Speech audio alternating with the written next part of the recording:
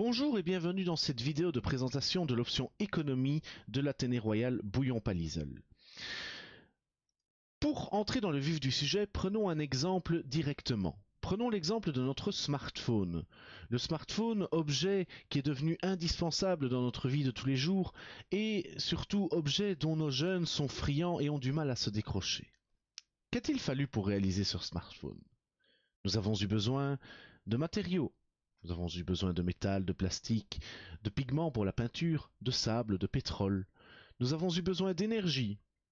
Nous avons eu besoin d'humains, énormément d'humains.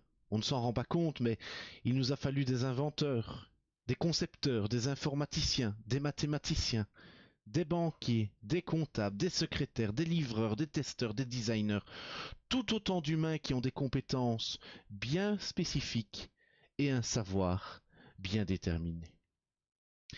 Il nous a fallu également des machines qui ont dû être mises au point également par ces humains.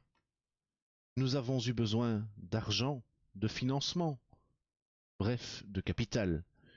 Et nous avons eu besoin d'énormément de temps, car le smartphone ne nous est pas tombé dans les mains.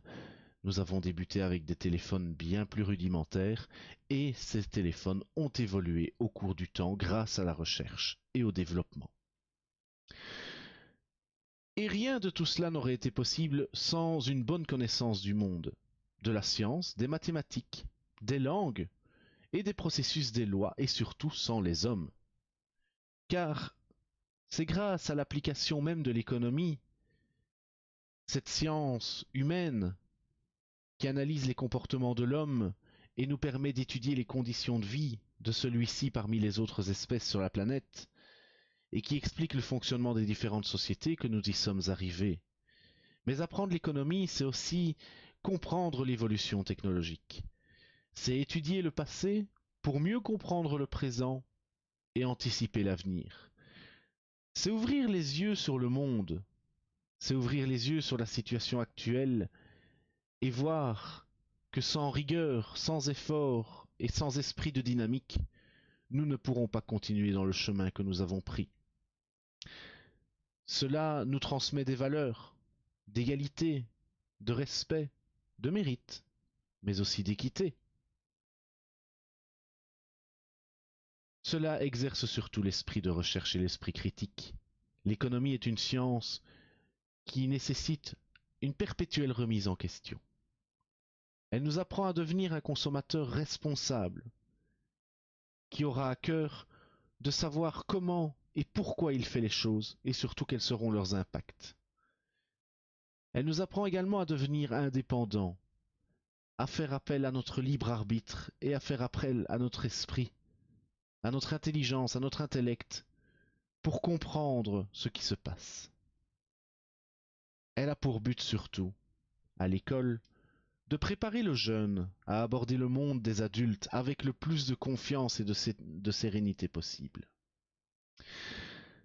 Apprendre l'économie, c'est apprendre comment on est passé de cela à cela.